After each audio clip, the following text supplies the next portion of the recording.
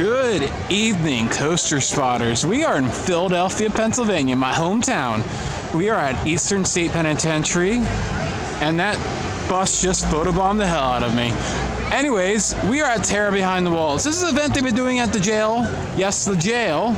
We'll talk about that more in a second. For the last 20 or so years, it's been about 10 years since I've been here. This will be my third turn, so whether they changed it up a lot, I don't know. I know I went with like 5 years in between my last two visits, and it didn't seem like they had changed it up a lot. But now with the high level of detail that a lot of regional parks even are going into, I bet you they have changed it up. And it's been 10 years, so I've probably forgotten most of it anyways. So we're going inside. I can't film inside at all. Hopefully I can film between the houses. How it works is we have a timed ticket for 10:30 time. We're going to be lining up, and I think they're a little bit behind. 10:30 is the last time you can go in, so it seems like we're going to be waiting probably at least an hour. There is a way to skip the line, but it was like double. I paid per ticket about $30, including fees. This is the cheapest night that you can do. It gets more expensive as the event goes on, as you get closer to Halloween, and it also is cheaper on the weekdays. So the website has everything you need to know. Just a little bit about Eastern State Penitentiary. It is one of the oldest prisons in America, and a lot of shady stuff happened at this prison until its closure in 1971. This place opened in 1829, so yeah, almost 200 years old this place is. It was condemned for a very long time. The profits for this event actually pay for basically this place to exist the other 11 months of the year. So that's how they basically get all their funding, to make sure this place doesn't fall down, basically. There's still some wings that are abandoned. But that's enough on the history. We're going to go inside. We're going to check it out. We'll let you know everything about it. Really excited to check this one out again. If you're in Philadelphia, I can't recommend it highly enough. And we'll see how it has been after 10 years.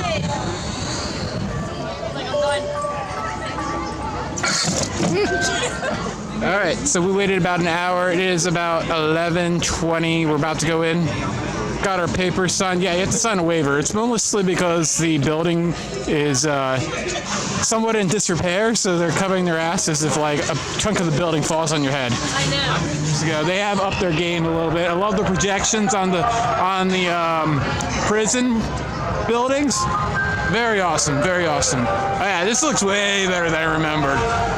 So, all right, this is gonna be awesome. What do you think, Ariel, so far? What do you think so far? Cool. I just love it compared to Universal. But do you feel like it's creepy though, just being here, because like we're in a jail that's almost 200 years old, and some shady stuff went on during those years?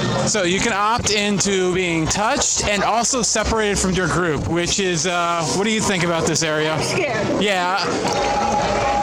Alright, so you get marked and you get a fashionable glow stick wristband to signify that you want to be touched or taken from the group. You can't take the glow stick off anytime if it becomes too much, but Ariel doesn't want to do that because she wants to end up with an awesome glow stick souvenir, don't you? Yeah. So I kind of doubt we'll get separated, but we'll see.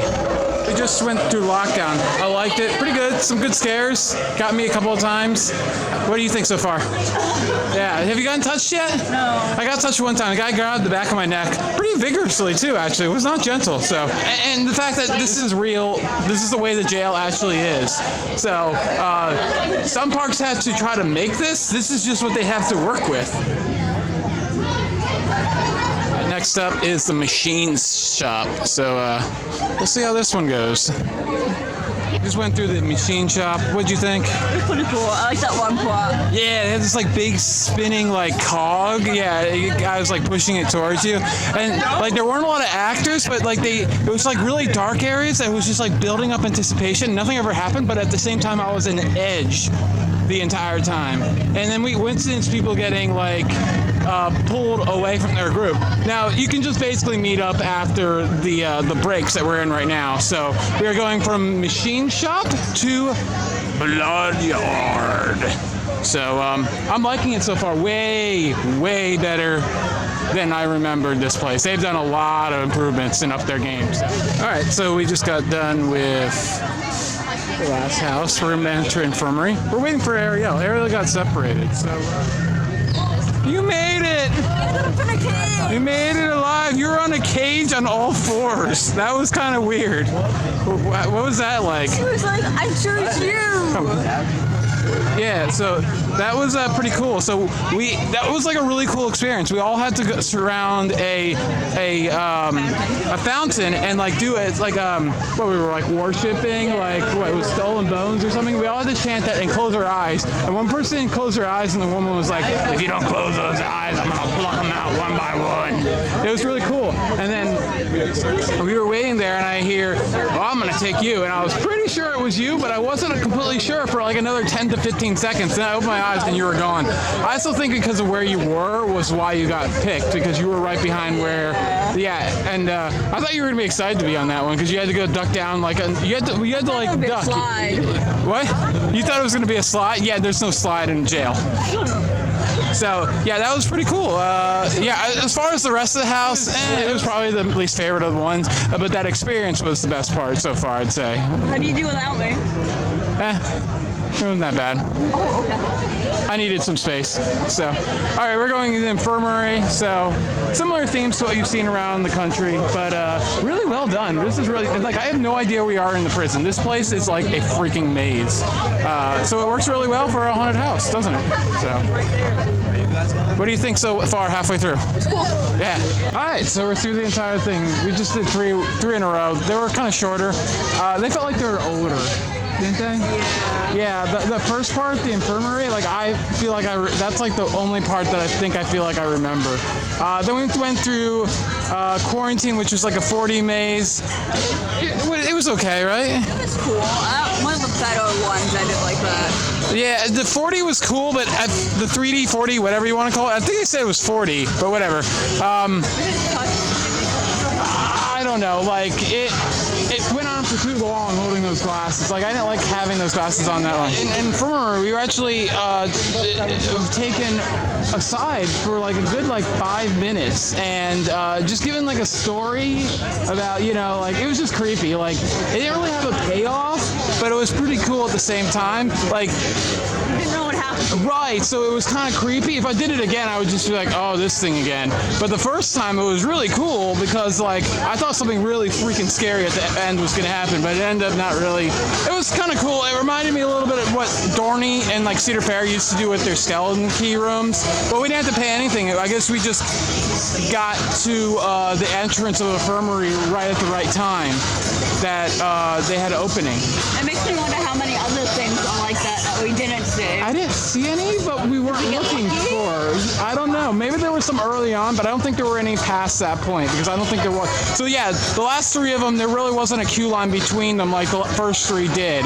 So we kind of just brushed through the last three. Yeah, the whole event just has a really good creepiness to it. And another thing is you don't really know how the scare actors are going to act because I feel like at this point with Six Flags and Cedar Fair and Universal, we know how they're trained. So we kind of know how they're going to react, scare us, all that. This being an independent event, it's kind of up in the air. As far as the touches, I think I got touched about half a dozen times. And the first time was really aggressive, like grabbed the back of my neck. How about you? Towards the end of the last one, they touched me, like my side and leg. Yeah, most of the time it was like really like caressed and lovingly, but it was creepy at the same time. Like it wasn't like rah! But I feel like someone was banging into me. I'm like banging into me, like grab it. No. So they also have a merch store. We're gonna go see if they have a magnet, of course, and they have a little food store if you want to, with okay prices. But we're just gonna go home because it is. What time is it? So yeah, we were in there for over an hour and a half. So I would say you get your money's worth. Tonight it was $24. I think it can go up to around 40-ish, and that's without the service fee. You can get some. It's a little bit more at the gate. You can get some discounts from like local gas stations, but I don't think you're gonna save that much. Yeah, your best bet is probably online.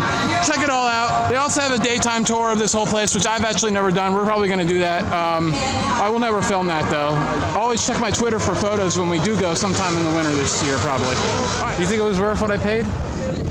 Yeah. I think for the length, it's totally worth it. Better than doing like Great Adventure. Oh yeah, if don't waste your money over at Great Adventure. That's what you'll probably pay for 2 wristbands at Great Adventure, and the experience is not as good. You'll probably wait longer, and it's not as detailed, and they're old. Yeah.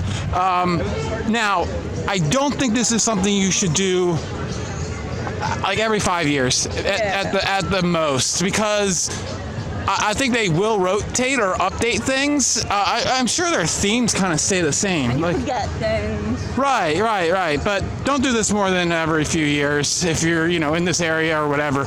But if you're out of the area and you're here for Knoebels or Great Adventure or Dorney or whatever, come. Definitely come. They're open late, so you could double dip at a park during the day and then come here for nighttime.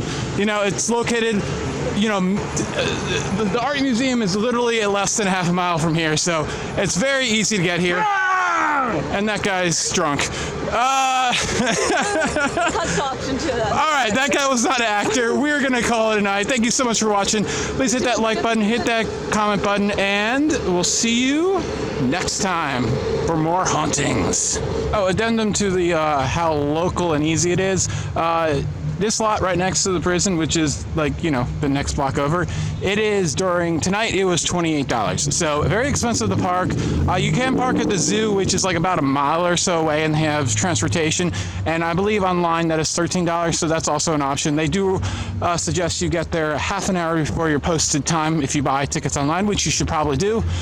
That is finally it. So see you next time from the greatest city in the United States, Philadelphia.